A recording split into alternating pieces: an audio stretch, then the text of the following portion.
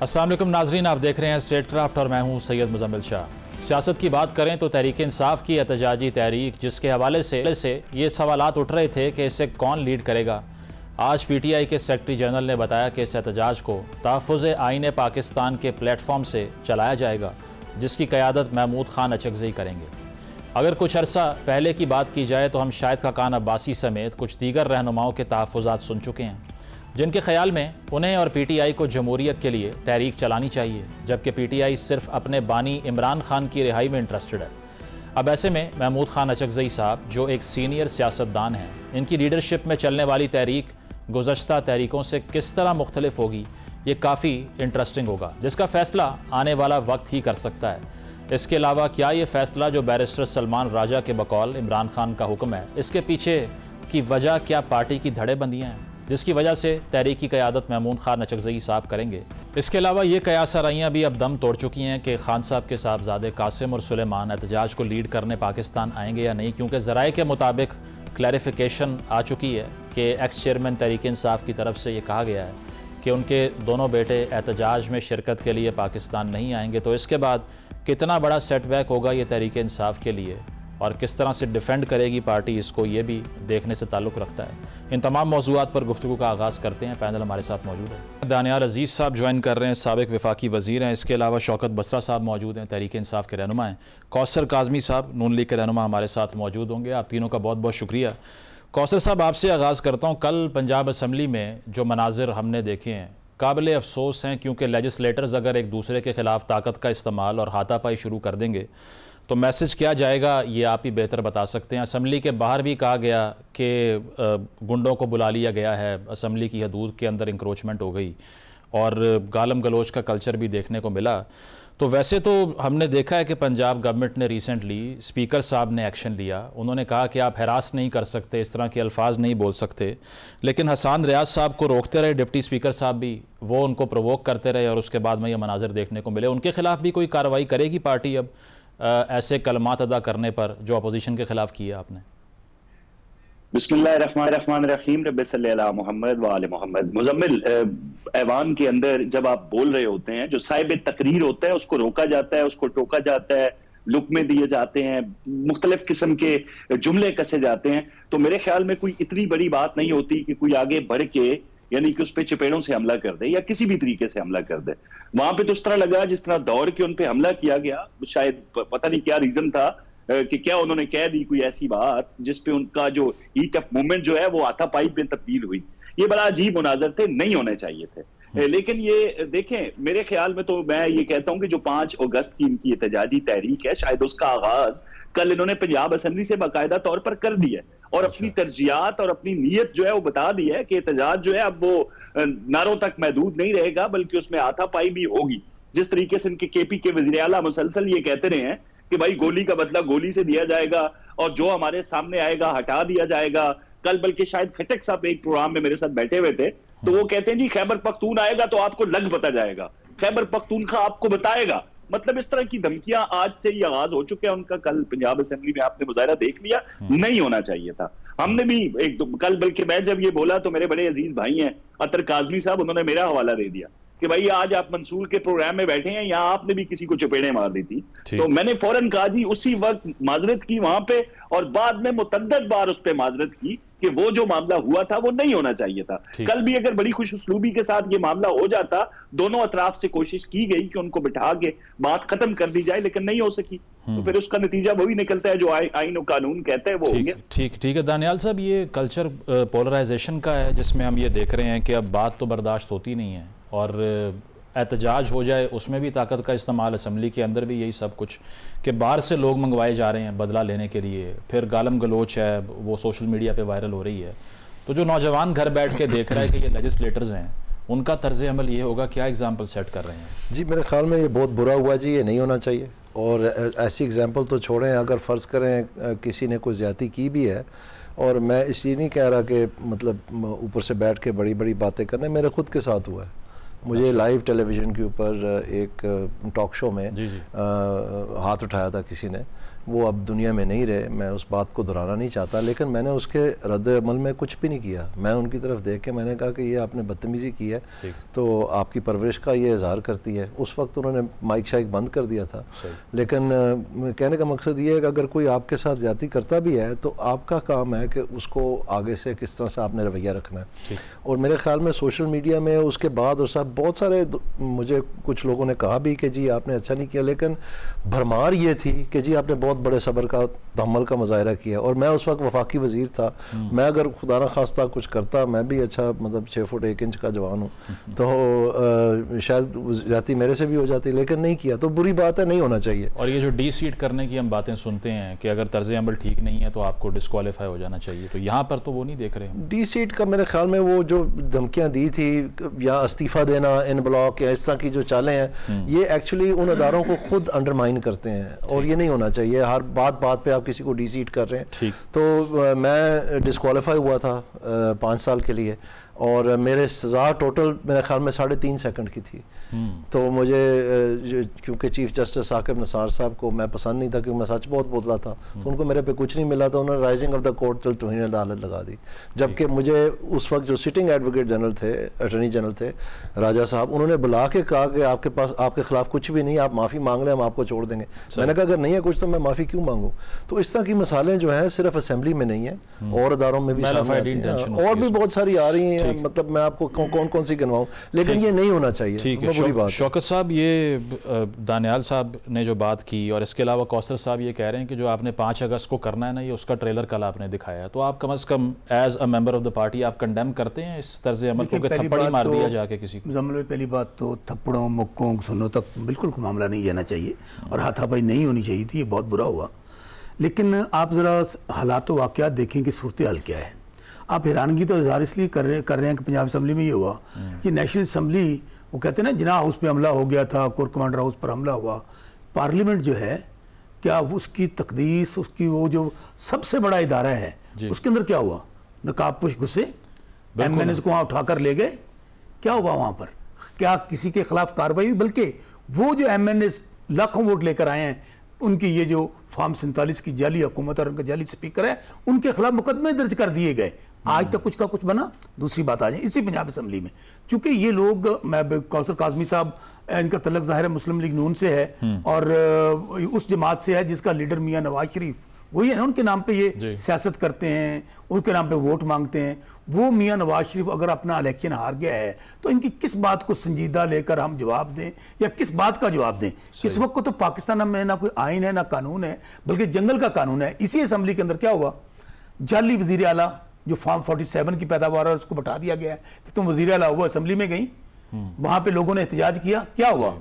ये आमरीत में भी नहीं हुआ। नहीं, वो एंटी हैरासमेंट लॉ का केस बना रहे थे। सर मेरी गुजारिश सुन लेना, 26 लोगों को कह दिया गया। स्पीकर साहब जो माशाल्लाह जो बने हुए हैं, वो शाहज़ादा शाह के वफादार, वो चले गए उस इलेक्शन कमीशन के पास जिसके ऊपर अब कौन सी दुनिया एतबार करती है, उन्होंने कहा इनको डिस्क्वालीफाई करें। तो मेरे भाई बात यह है कि कल वाला जो वाकया अगर आप फुटेज अगर चला दें तो ज्यादा क्लियर हो जाएगा।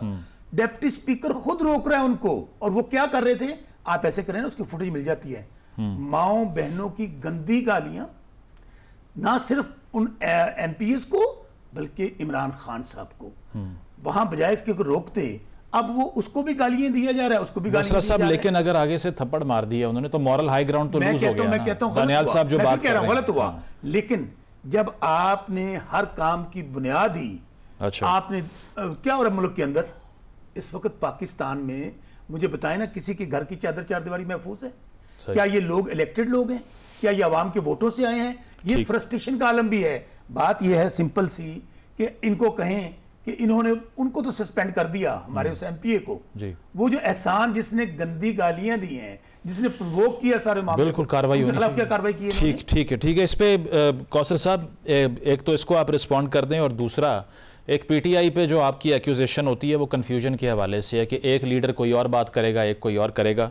राना सनाउल्लाह साहब रिपीटेडली ये कह चुके हैं, कल भी उन्होंने एक शो में बात करते हुए ये कहा कि हम बातचीत करना चाहते हैं तहरीक इंसाफ से। इरफान सदीकी साहब कुछ और कह देते हैं, आप कुछ और कह देंगे। तो ये मुज़ाकरात की पॉलिसी, बात करने की पॉलिसी, 5 अगस्त के एहतजाज को पहले से ही वायलेंट करार दे देना, हालांकि वो अभी हुआ भी नहीं है, ये भी कन्फ्यूजन को सिग्निफाई नहीं करती कि आपकी पार्टी में मुख्तलिफ किस्म की आ रहा है? मुजम्मल देखें, जो इनके जो जारहाना किस्म के स्पाई हैं जो पार्टी के अंदर जिन्होंने बड़ा किरदार अदा किया है, वो लोग क्या कह रहे हैं।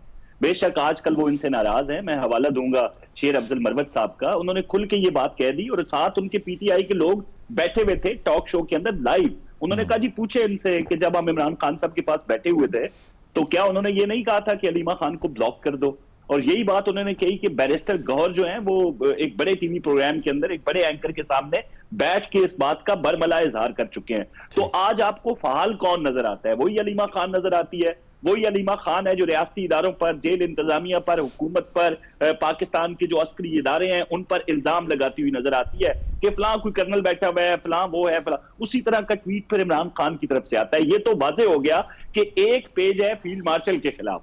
आप बाहर चले जाएं, जिस तरह की मुहिम चलाई गई, जिस तरह की भारत जुबान बोल रहा है, जिस तरह उनके बच्चे वहां पे जाते हैं, मैं तो एक हफ्ते से कह रहा हूं कि टोटल टोपी ड्रामा है। उनकी वालदा उनको पाकिस्तान नहीं भेज रही। फुप्पो जान ने इसरार किया है कि हमने एक हाइप क्रिएट कर दी है पाकिस्तान के अंदर, तो आप उनको भिजवाएं। लेकिन अम्मी जान को यह कहा गया था कि भाई आपके बच्चे जब आएंगे CNN पे, फॉक्स न्यूज पे, वॉशिंगटन टाइम पे, न्यूयॉर्क टाइम पे उनके इंटरव्यूज हैं जो कि नहीं हुए वहां पे। तो खफा तो उन्होंने होना था। बिल आखिर वो मिले किन से? जो हर अफराद को दस्तयाब होते हैं वहां पे। वो उन अफराद से मुलाकात करके अपने वालिद की रिहाई की कोशिश करके बरतानिया तो आएंगे, लेकिन पाकिस्तान उनको उनकी वालदा नहीं भेजेगी। कंफ्यूजन का शिकार ये क्यों नहीं है जमात? भाई अली अमीन जो बात करते हैं, आप शौकत बसरा साहब को कहे, ये तो खैर इनके ट्वीट होते हैं जिस तरह की इमरान खान की जुबान है, बसरा साहब एन उसी को टोक करते हैं। अच्छा। ये तो इनको दाद देनी चाहिए। लेकिन इमरान खान के ट्वीट को कोई बंदा पढ़ के बता दे। ठीक, लोग इमरान खान की बात सुनने के लिए तैयार नहीं है। बारहा उनको समझाया गया कि आप जो कहते हैं कि हुकूमत से हमने बात नहीं करनी, ये बेइख्तियार हैं, हमने बात उनसे करनी है जिनके पास इख्तियार है। तो जिनके साथ आप बात करना चाहते हैं उनके हवाले से आपका लबो लहजा क्या है? नहीं, वो कौसर साहब मियां साहब भी 2017 में कहा करते थे कि हमारा पीटीआई तो मसला ही नहीं है, आप पीछे हट जाए, हमारी लड़ाई किसी और के साथ। आज वो ये बात कर रहे हैं। मैं पूरा कर देता हूँ मुजम्मल, मैं पूरा कर देता हूँ जुमला। मियां साहब ने हमेशा फैज हमीद का नाम लिया, जनरल बाजवा का नाम लिया, साकिब निसार का नाम लिया, 3 अफराद का नाम लिया। लेकिन ऐसा नहीं हुआ कि जब मियां नवाज शरीफ गिरफ्तारी देने के लिए लाहौर एयरपोर्ट पहुंचते हैं, उनके भाई बाहर हैं, लाखों का मजमा रोडों पे है, और वो किसी जना हाउस पे हमला कर दें, GHQ पे हमला कर दें या एयर बेसिस पे चढ़ाई कर दें। तो हमारा तर्ज अमल पूरी कौम ने देखा। तो वहां पे आपको मकबूलियत के हवाले से आपके लोगों ने गलत फहमी डाली कि खान साहब आप बहुत ज्यादा मकबूल है, आप अपनी मन मर्जी का आर्मी चीफ ला सकते हैं। साने 9 मई के पसे पर्दा जो साजिश थी वो यही थी कि आर्मी चीफ के खिलाफ जो है बगावत का अलम बुलंद किया जाए और मन मर्जी का फैसला लिया जाए। तो ये ऐसा हमने नहीं किया ना। सही दानियाल साहब, ये जो बात कर रहे हैं कौसर साहब भी, अब दरअसल PTI का ऑब्जेक्टिव क्या है 5 अगस्त के लिए? कि प्रेशर एक्सर्ट करना ताकि उसके बाद या मुज़ाकराती अमल हो जाए या फिर कोई स्पेस मिल जाए हमें। लेकिन एक तरफ से कहा जाता है इस्टेब्लिशमेंट बात करने को बिल्कुल तैयार नहीं है। गवर्नमेंट कहती है 26 नवंबर को जिस तरह हमने एहतजाज को क्रश किया था उसी तरह करेंगे अगर कानून हाथ में लिया। तो ये फिर फ्यूटाइल एक्टिविटी है, कोई फ़ायदा नहीं है इसका। क्या लगता है आपको? इसमें सिर्फ ये है जी कि जब अपोजिशन में आप होते हैं और इस तरह के मुख्तलिफ़ किस्म के प्रेशर्स आपको सहने पड़ते हैं, तो फिर खून गरमाने के लिए और चीज़ों को ज़िंदा रखने के लिए कोई ना कोई एक्सरसाइज जारी रहनी पड़ती है। इसी तरह से आपने देखा होगा इसी मुल्क में पहले भी लॉन्ग मार्च होती रही, एक के बाद दूसरे के बाद, हर जमात ने यही किया। तो ये एक अमल है जो मतलब पाकिस्तान में रूटीन की बात है। लेकिन इसमें अक्सर ये होता है कि हुकूमत जो है वो इस चीज़ को मद्देनज़र रख के तो कोई ना कोई ऑलिव ब्रांच बढ़ाती है, किसी न किसी मुज़ाकरात की बात करती है। गवर्नमेंट आपको मेरे ख्याल में गवर्नमेंट ने कोशिशें तो की हैं लेकिन इनको जवाब कोई खातर खा नहीं मिला। और मैं समझता हूँ कि इसके नतीजे में आपको पता है चाइना की एक फ़िलासफ़ी है एंशंट, वो है टॉक टॉक फाइट फाइट। यानी आप कुछ देर मुज़ाकरात करें और कुछ देर लड़ाई करें। जब आप थक जाएं लड़ के फिर आप मुज़ाकरात शुरू कर दें, जब आप ताज़ा दम हो जाएं फिर आप लड़ाई शुरू कर दें। तो मेरे ख्याल में फाइट थी नहीं, मेरे ख्याल में बीच में इनके मुज़ाकरात चले थे, कुछ ना कुछ आपने सुना होगा, सारी अखबारों की ज़ीनत बने थे, लेकिन वो किसी खातर खा नताइज पे नहीं पहुँचे और फिर दोबारा से सड़कों वाला अमल जो है वो शुरू हो गया। करंट तहरीक इंसाफ जिस पोजीशन में है वो इतना बड़ा एहतजाज कर भी सकती है जब हम 10-10 साल की सजाएं देख रहे हैं? कहा जा रहा है कि और नाअहलियाँ होंगी। मेरे दिल से अगर पूछें तो मेरे ख्याल में एक बहुत बेहतर किस्म का एहतजाज होता अगर थोड़ा सा इसमें कोई पॉलिसी फ्रेमवर्क भी होता। ये 1 पॉइंट एजेंडा तो ठीक है नारों की हद तक कि जी आप रिहा करें और ये सारा कुछ बंद करें, लेकिन जो आवाम की बात है कि उनको जो महंगाई का सामना करना पड़ रहा है, जो बेरोज़गारी का सामना करना पड़ रहा है, जो इस वक्त लॉ एंड ऑर्डर की सिचुएशन पाकिस्तान में बनी हुई है, मैं उसकी बात नहीं कर रहा बलूचिस्तान की और सरहद की, वो भी एक मसला है, उस पर भी बात हो सकती है। लेकिन मैं समझता हूँ कि अगर उस तरफ थोड़ा अपना बजाय ये चपेड़ें चपूड़ें और इस चक्कर में रहने के इस तरफ आएँ तो मेरे ख्याल में आवाम बहुत गौर से सुनेगी, क्योंकि ये रियल मसले हैं आवाम के। हर चूल्हे पे पाकिस्तान में लड़ाई है इस वक्त। मैं आपको बता रहा हूँ बिजली के बिल, गैस के बिल, पेट्रोल की कीमतें, ये सारी चीज़ें कहने की हद तक तो हुकूमत कह रही है कि जी हमने 4.5% पे ले आए हैं, लेकिन जो पहाड़ टूट गया लोगों के ऊपर वो अभी तक नहीं टला है और जी और वो उनकी जिंदगियां जो है अजीरन हुई हैं। प्रोग्राम में एक ब्रेक शामिल करते हैं, ब्रेक के बाद वापस आएंगे। Stay with us.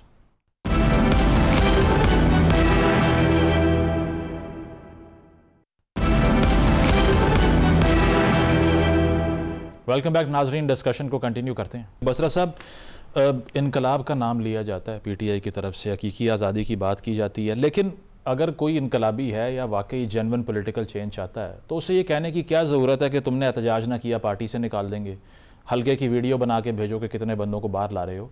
ये एनफोर्स क्यों किया जाता है कारकुनान को, वर्कर्स को, कि बैरिस्टर गौर साहब को जाके कहना पड़ गया खान साहब को कि इस तरह हाई हैंडेडनेस ना करें, आप अगर हर कारकुन को पार्टी से एहतजाज ना करने पर निकाल देंगे बचेगा कौन पीछे? तो ये क्यों करना पड़ रहा है पार्टी? जमल भाई, आपने कहा इनकलाब तो 8 फरवरी को आ गया था।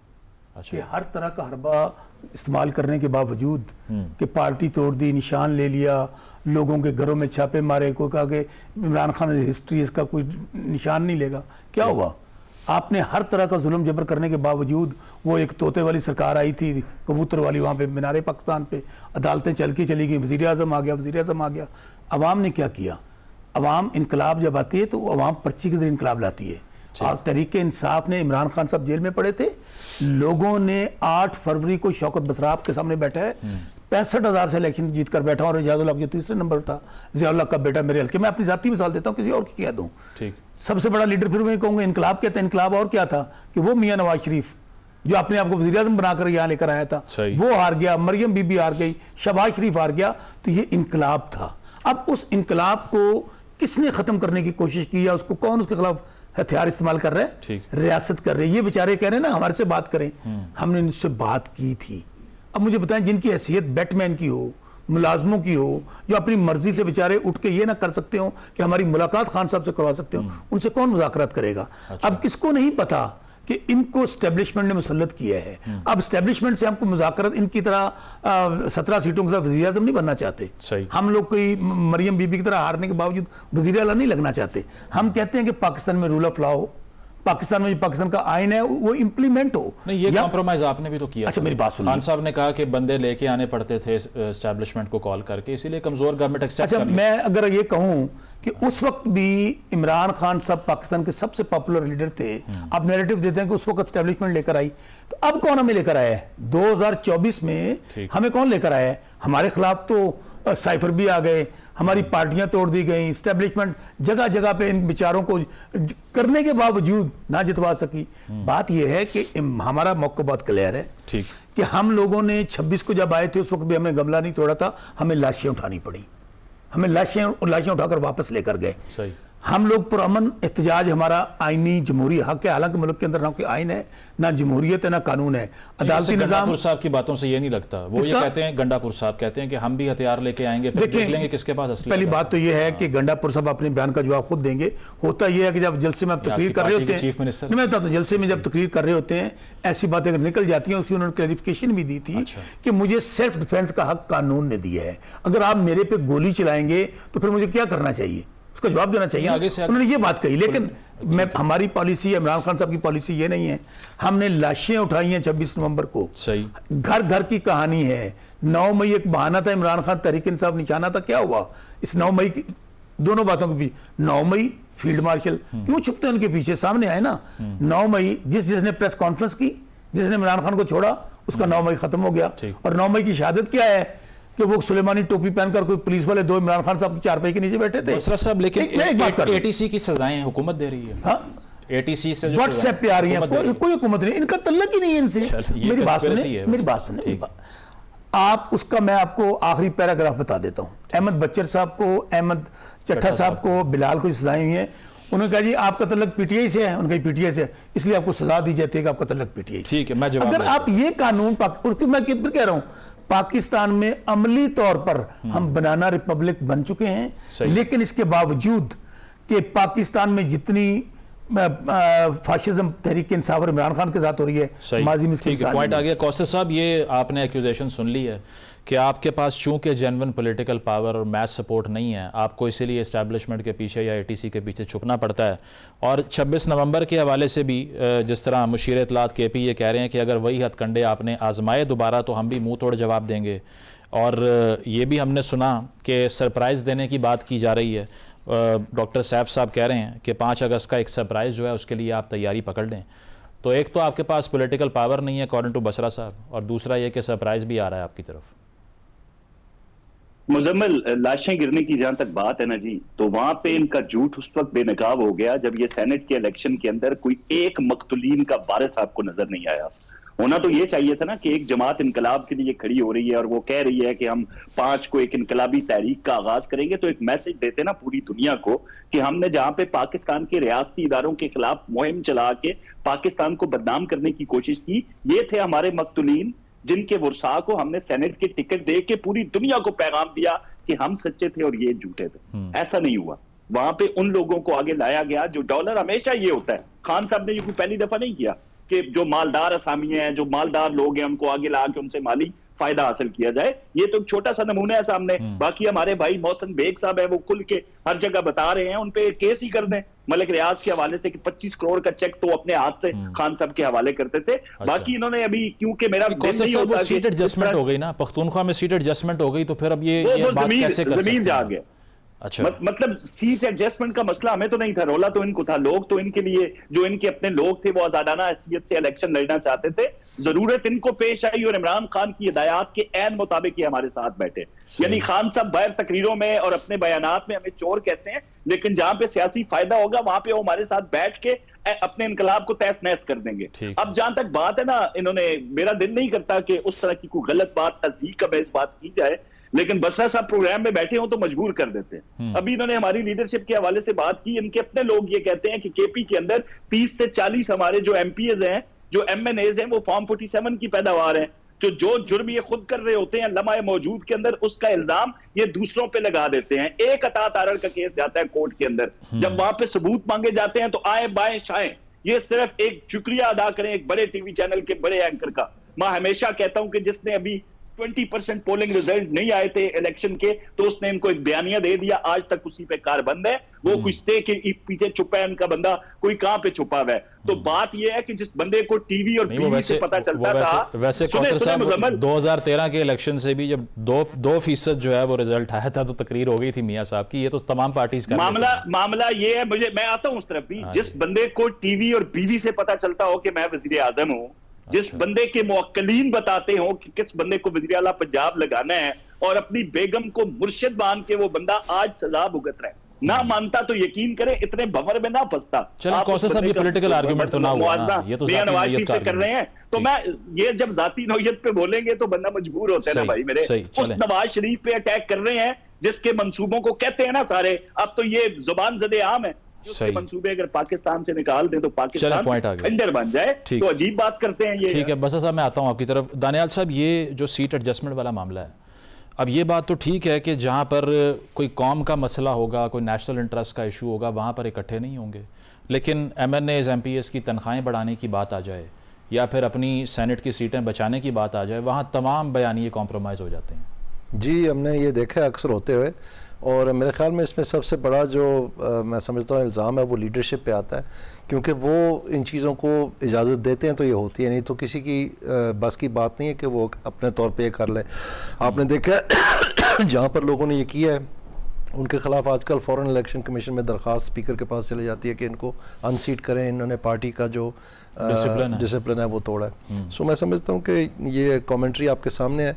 दोबारा से मैं अर्ज़ करता हूँ, री एम्फसाइज़ करता हूँ कि अच्छा होता कि ये सारे इस बात पे इकट्ठे होते हैं कि महंगाई का खात्मा कैसे यकीनी बनाया जा सकता है। बेरोज़गारी आपको पता है 22% तक चलेगी है। ये 2023 सेंसस की मैं आपको फिगर दे रहा हूँ। इस वक्त भी अगर आप पाकिस्तान ब्यूरो ऑफ स्टैटिस्टिक्स की वेबसाइट पे जाएं, वहाँ पर वो मौजूद है। सही। तो इन हालात में जबकि हुकूमत अभी तक 6% बता रही है और 2020-21 में लेबर फोर्स सर्वे अनप्लग कर दिया गया था, यानी जब ये 1 करोड़ नौकरियां नहीं दे पा रहे थे पीटीआई की गवर्नमेंट इमरान खान साहब के नारे पे, तो जो 1963 से 73 से लेबर फोर्स सर्वे होता रहा है जो एक्सरे अनएम्प्लॉयमेंट का वो बताता है किस उम्र में, किस शोबे में, किस इलाके में कैसे अनएम्प्लॉयमेंट हो रही है, फिर ही आप उसके बारे में प्लान बनाते हैं। ये जो एमडी IMF तारीफ करती हैं और मूडीज कहता है कि रैंकिंग बेहतर हो रही है। ये 2021 की मैं बात कर रहा हूँ, अनप्लग कर दिया गया। उस वक्त से नहीं हुआ, आज तक नहीं हुआ। PDM 1 आ गई, PDM 2 आ गई, केयर टेकर आ गई, PTI आ गई, सब इस हमाम में जो है नंगे हैं और अनफॉर्चुनेटली उसके बारे में कोई बात करने के लिए तैयार नहीं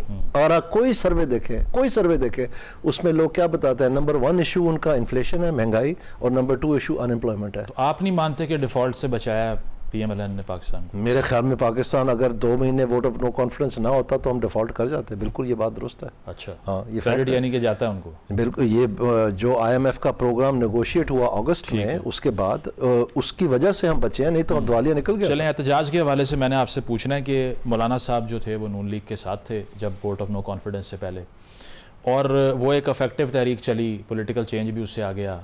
अब मौलाना साहब का PTI के कंटेनर पे ना होना आपको लगता है कि इतना बड़ा फैक्टर है कि मौसर ही नहीं रहा एहतजाज, क्योंकि कंडापुर साहब ने खुलकर ये कह दिया कि ये मुनाफकत करते हैं, इस तरह के बयानात देने से नुकसान नहीं होता? मेरे ख्याल में उनकी आपस की जो सियासी चपकलिश है वो पूरे इस जो भी कोशिश कर रही है अपोजिशन या PTI आगे बढ़ाने के लिए, और जो तहफ़्फ़ुज़ आइन वाली जमातें इकट्ठी हैं उनका भी, तो ये इस तरह की जो जब आप इल्ज़ामात के खेल में आ जाते हैं ज़ातियात पे, तो ओवरऑल चीज़ डेंट हो जाती है। लेकिन ये मैं आपको बता दूं कि मौलाना साहब के पास जो स्ट्रीट पावर है वो कराची से लेकर पेशावर तक है, और अगर वो इसमें शामिल होते तो इनमें बहुत इजाफा हो जाना था और मुश्किलात स्टेट के लिए बहुत बढ़ जानी थी।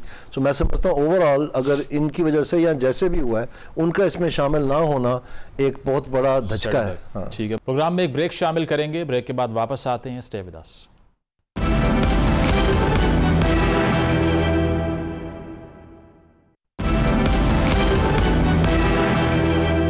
वेलकम बैक नाजरीन, पैनल हमारे साथ मौजूद है, गुफ्तगू को आगे बढ़ाते हैं। बसरा साहब, ये जो बात कर रहे हैं दानियाल साहब भी, नाराज़ कर दिया मौलाना साहब को आपने इस तरह के बयानात दे के, या फिर आपको लगता है कि सोलो फ्लाइट ही वाहिद रास्ता है जो कि इफेक्टिव अब तक तो नहीं हुई?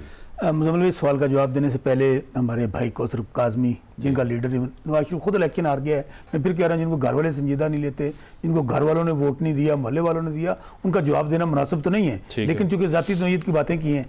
अब अगर नून लीग करप्शन पर भाषण दे, लूट मार पर भाषण दे, तो ये समझे क़यामत की निशानी नहीं बल्कि क़यामत आ चुकी है।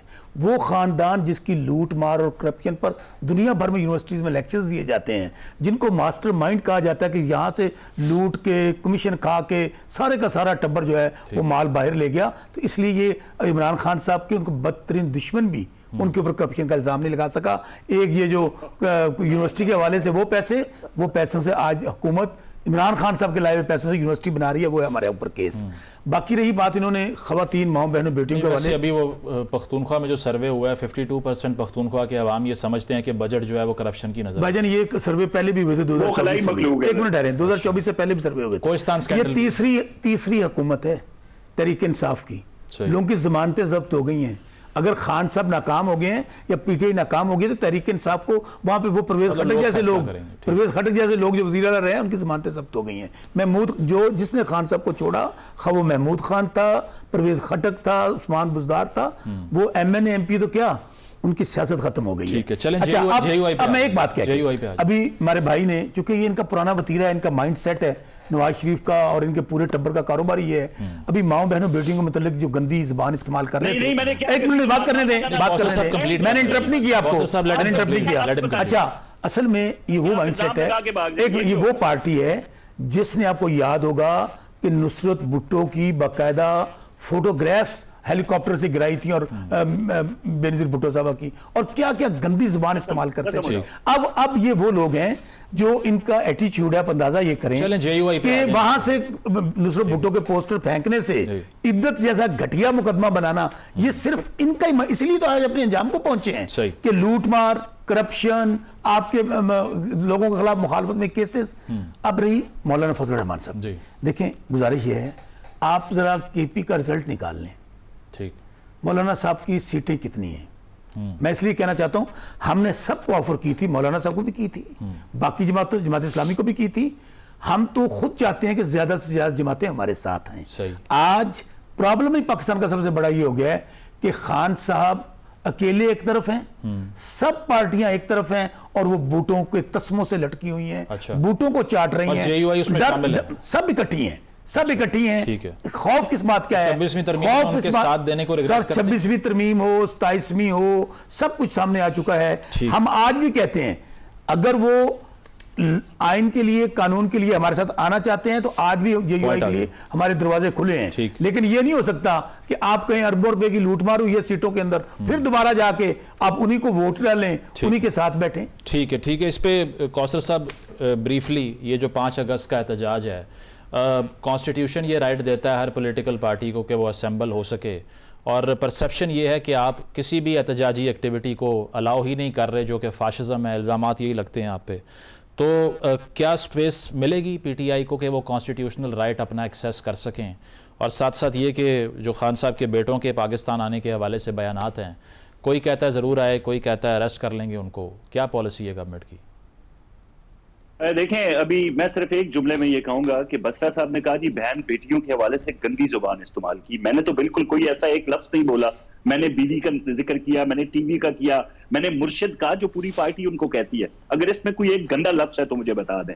बाकी इमरान खान को ईमानदार हवाले से बात की ना, आप जवाब नहीं दे सकते। Let's move forward. नहीं तो मैंने क्या बातें की, आप मुंह छुपाने के काबिल नहीं रहेंगे। आपकी बात तो क्या, आप यहाँ टीवी छोड़ के भाग जाएंगे, लेकिन हम करना नहीं चाहते, ना करें। खवातीन, माएँ, बहनें, बेटियां सबकी साझी होती हैं। मैंने अगर मरियम बीबी का चट्टा बट्टा खोल दिया ना, तो आपके आज के बाद आप शक्ल नहीं दिखाएंगे टीवी। बसरा साहब लेट हिम कंप्लीट ना, मुंह तोड़ दूंगा तुम्हारा। आप आगे बढ़ें कौसर साहब, कौसर साहब आप आगे बढ़ें। बहनों बेटियों को मतलब गंदी जुबान इस्तेमाल, ये नवाज शरीफ के चेलों का ये माइंडसेट है। बसरा साहब लेट हिम कंप्लीट ना। कौसर साहब, कौसर साहब आप आगे बढ़े, सवाल को एड्रेस करें। का शोरबा काउंसलर बन नहीं सकता। कौसर साहब, नवाज शरीफ तो बात है, कौसर साहब सवाल को एड्रेस कर लें प्लीज। कौसर साहब सवाल को एड्रेस करें, सवाल एहतजाज पे आ जाए। ये लेक्चर की बात कर रहे हैं कि मैंने लेक्चर वहां पे दे दिए मियां नवाज शरीफ, टोटल हवा में और झूठ बोलते हैं। और इनके लीडर ने कौम का 65 मिलियन पाउंड बर्तानिया में जाया किया अपने के लिए। यार कमाल है, ये मुझे बेशुमार झूठों पे लाना। चले पॉइंट तो कहता हूं अल्लाह झूठों नवाज शरीफ लूटमार करके बसरा साहब उन्हें कंप्लीट करने देना। आपका पॉइंट भी आगे, मेरा ख्याल है जातियात से आगे बढ़ने का दिल नहीं चाह रहा दोनों का। दानियाल साहब 5 अगस्त को मैं बात नहीं कर रहा जातियात पे, चले ठीक है, मैं ये कह रहा हूँ कि 190 मिलियन पाउंड का ओपन एंड शेड केस पूरी दुनिया ने देखा। उससे यूनिवर्सिटी बना रहे हैं, नहीं थी तो और क्या, उससे यूनिवर्सिटी बना रहे हैं, वही पैसे ना जैसे यूनिवर्सिटी बना रहे हैं। बसरा साहब अभी जाते हुए मुजम्मल का एक कैमरा चोरी करके ले जाए, रास्ते में बेच के 90 रुपए खुद रख ले, 10 मस्जिद पे लगा दें और जस्टिफाई। आप एक काम करें ना, कैमरा लेके निकलते हैं लाहौर में, आप नहीं कर सकेंगे। सुने, कैमरा लेके लाहौर में निकलते हैं, मुजम्मल भाई हमारे साथ होंगे, आप लोगों की हैसियत और औकात सियासी तौर पे करप्शन के हवाले से कौम आपको बता देगी। मियां नवाज शरीफ का चुनते हैं। ठीक है दानियाल साहब, चैलेंज कबूल करें। दानियाल साहब लेट अस मूव फॉरवर्ड। इसमें अब 5 अगस्त के हवाले से जो रिजर्वेशंस हैं, पंजाब से वर्कर का ना निकलना एक तरफ ये कहा जाता है बहुत बड़ा मसला है पीटीआई के लिए, लेकिन जो करंट सिचुएशन है इसमें आपको लगता है कि इतनी पॉलिटिकल स्पेस बची है? जब ख्वाजा आसिफ साहब ने भी ये बात की कि हाइब्रिड निज़ाम काफ़ी सक्सेसफुल साबित हुआ है, तो इस सिचुएशन में पीटीआई के पास बैकडोर राब्तों से कोई स्पेस क्रिएट करने के अलावा ये ऑप्शन है आपको लगता है? मैं थोड़ी सी तारीख के साथ आपके नाजरीन को आगाह करना चाहता हूँ। मोहतरमा बेनज़ीर भुट्टो साहिबा जब पाकिस्तान वापस लौट रही थी एक्साइल के बाद, तो उस वक्त बहुत बड़ी बहस छिड़ी इस बात पे कि जुनेजो साहब की गवर्नमेंट थी कि इनको एयरपोर्ट से अरेस्ट कर लिया जाए या फिर इनको छोड़ दिया जाए, तो एक ग्रुप था मिनिस्टर्स का जो कि वेहेमेंटली कह रहा था कि बिल्कुल कुछ नहीं करना, अपने सिक्योरिटी प्रोवाइड करनी है और इनको आप जो इनका हक है आईनी वो करने दें। तो anyway as it would happen वो ग्रुप जो था वो जीत गया और आपने देखा पाकिस्तान में तारीख में सबसे बड़ा जो हजूम था एयरपोर्ट से लेके दाता दरबार तक वो देखा, और फिर उसके बाद बेशुमार मतलब महीनों तक जलसे चलते रहे। उसके बाद वो खुद ही जो चीज़ एग्जॉस्ट, इसकी जो पब्लिक का सेंटिमेंट है, अगर थोड़ा सा पॉलिटिकल विजडम हो, इसकी वेंटिंग भी बहुत ज़रूरी है ताकि चीज़, और अगर कोई ऐसे खुदा न खास्ता तोड़फोड़ होती है इससे कि उसमें स्टेट उसके ऊपर कार्रवाई करे पूरी, तो मैं समझता हूँ कि ये एक पाकिस्तान में मिसाल का किरदार अदा करती है दूसरों के लिए कि ये भी एक तरीका है। और जब अब अगर आपकी तंग नजरी या आपकी सोच ये नहीं है कि आप इतना बर्दाश्त कर सकें, सियासत का नाम ही बर्दाश्त है, खासतौर पे जब आप गवर्नमेंट में होते हैं बहुत कुछ बर्दाश्त करना पड़ता है। कोई बड़ा लीडर या कोई प्रोमिनेंट लीडर जेल में जाता है, भुट्टो साहब की मिसाल है, माजी में और पॉलिटिकल लीडर्स हैं, मियाँ साहब के दौर में हुआ, तो बाहर से जो प्रेशर एग्जर्ट होता है वो बहुत कारगर साबित होता है उनका जेल से निकलने के हवाले से। ऐसा ही है जी। खान साहब के लिए आपको लगता है इंटरनेशनल सपोर्ट भी उस तरह से इफेक्टिव नहीं? मेरे ख्याल में उम्मीदें तो बहुत वाबस्ता थी पीटीआई के जनरल जो लीडरशिप है, लेकिन जब टाइम आया वो चीज़ होने की वो हुई नहीं ऐसी। मैं आपको एक मिसाल दे देता हूँ, सबसे बड़ी जो डोनाल्ड ट्रंप के बारे में कहा जाता था, बल्कि in the run up to उनकी ओथ टेकिंग, जो उनके आगे जो नाबगे तैनात हो रहे थे जैसे गर्नैल साहब हैं या और लोग हैं, उनकी मिसालें दे दे के कहते बस देखें जी जब ट्रंप साहब आएंगे तो क्या होता है। लेकिन जब ये हुआ सारा कुछ तो उसके बरक्स के मामला थोड़ा बहुत ठंडे होते, उन्होंने तो वो लंचन करके तो सारे का सारा गंगा ही उल्टी बह गई। और फिर पाकिस्तान में जो ये हमला हुआ इंडिया की तरफ से, उसमें भी हमने बड़ा अच्छा पाकिस्तान ने किरदार अदा किया। ठीक है, बस साहब लास्ट 30 सेकंड्स मैं सिर्फ एक बात कहना चाहता हूँ।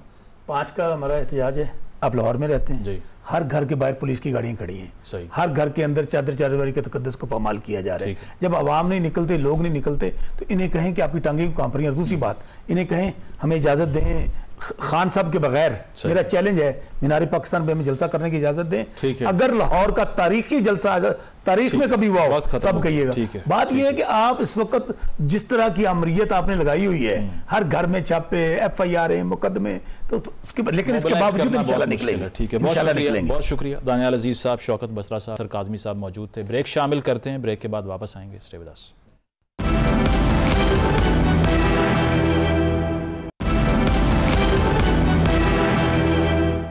नाज़रीन, प्रोग्राम आपने मुलाहिज़ा किया, फीडबैक ज़रूर दीजिएगा, इजाज़त दीजिए, अल्लाह हाफ़िज़।